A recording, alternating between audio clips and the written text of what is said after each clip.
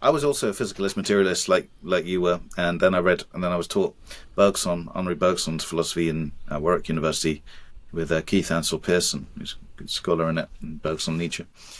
And it changed my life. I was like, oh my, gosh, that's like, sort of opened up all these possibilities. Because I had all, before then, as a young, teenager, basically, I just thought, well, there's like, serious study of the brain and so on, and then there's religion, which is wrong, I thought at the time, and let the two never meet. But with process philosophy, we realised that there are many more options, and Bergson's part of process philosophy. So I'm interested in Bergson and Whitehead as process philosophers. People often say Whitehead is like the sort of godfather of process philosophy, but really he borrowed a lot from Bergson, and there's a lot of similarities there. And Bergson they're kind of contemporaries, but Bergson put the theory out there first, really.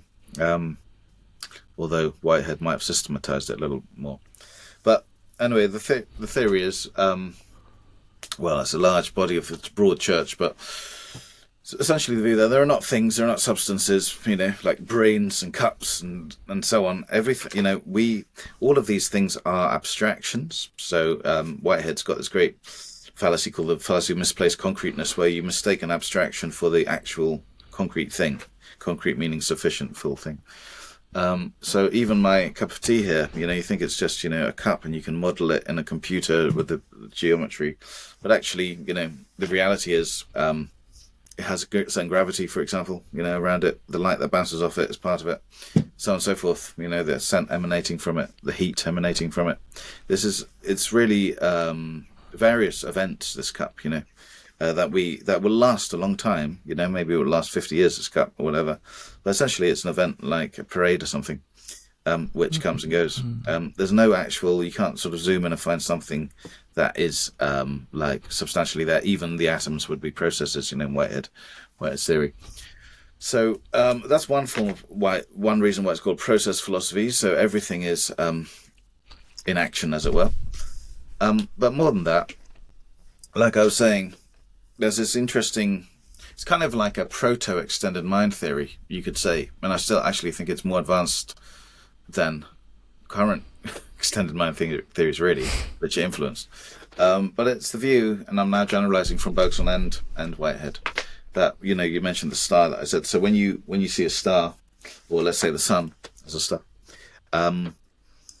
the sun itself is not a sphere. The sun rays are part of the sun. They are one process.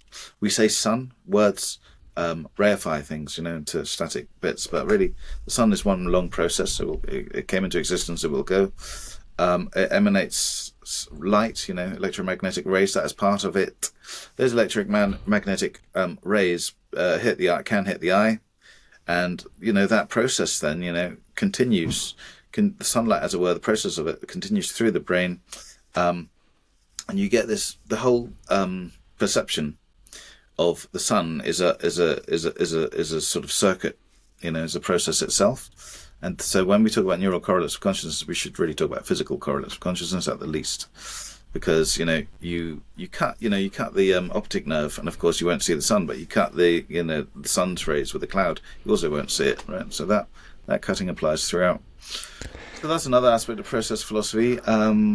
More than that, interestingly as well, and this is probably a bit more Whitehead than Bergson, although it's in Bergson, even like the word light or electromagnetism is an abstraction, from what they consider to be more fully fledged emotional energy. So, light contains within it a certain feeling, very primitive feeling. So when you're sunbathing or whatever, you're whilst seeing the sun, you're also absorbing feeling, because that's part of it. It's part of you. So rather than the view that, like there's an emotionless void out there of the universe, or nature or whatever, there's intrinsic value within each thing because of the panpsychism there. Panpsychism more in Whitehead than Bergson, I should say. Bergson leaves it to life only, whereas Whitehead says everything is life, even molecules, right? So there's no inorganic dichotomy for Whitehead. He's a bit more extreme, I suppose. But anyway, because there's intrinsic value in things, including electromagnetism, that is absorbed within us, and this is a part, not the whole, but part of the reason why we have emotional reactions to different places, atmospheres, and so on, because we're absorbing the emotions around us, But we think those emotions can't be out there; they must be just in here. But then again, that's a kind of neuroessentialism where you think, well, only emotions must only come from me and my brain rather than anything else. So yeah, multifaceted church of theories, process philosophy, quite fascinating, different way of looking at the world.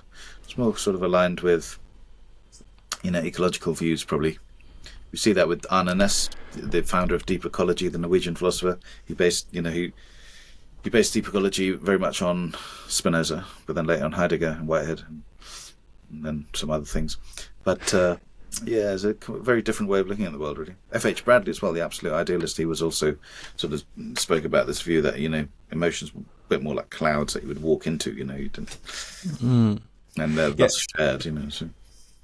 Well, it's sort of one thing that comes to mind is how we are so wrapped up in our own culture and modern, like your own time. I mean, I'm sure everyone is in every sort of culture, but when you mention philosophers that have alternative views, but even like it makes me think of like ancient cultures or your shamanistic cultures, sort of even like animism. Like it sounds a bit absurd to me, saying light has like emotions and things, but that's just because even panpsychism is maybe still a bit weird and hard for me. But if you just being surrounded in the view that the universe has agency, you can imagine completely different ways of seeing things, and it's as well like when you open up to these possibilities, it's not like it can kind of give you insights into how things work. It's not like it's not just like because in a way in our world today it can be easy to go, oh, that's fascinating, maybe that's true, but anyway, because you still have to then be grounded in this world, and people, it's slightly changing, but people are still reductionistic, and so. Yeah, absolutely. Bergson writes about the fact that even part of the reason why we do conceptualize things into why we do commit the fallacy of verification all the time is because of language. Like to get on in the world, we have to. Well, nowadays we have to at least create words, language for things, which means we sort of we just make them all distinct. But so this is a kind of natural way of behaving, and it leads to a natural metaphysic. But it's language can be very misleading, according to him. Yeah. But one more thing I say about that. Yeah, absolutely, I understand that, and I changed my views quite a lot, really. I think, but there's no essentially like default view. There's no like, maybe interesting thought, but I'll have to return to reality, right? Because again, we don't know what reality is. Like every single theory is highly problematic. Even like the emergentist view, which is very common today, brain creates mind. It's like how this is the hard problem of consciousness, like serious problem, which suggests that something seriously wrong with the theory generally.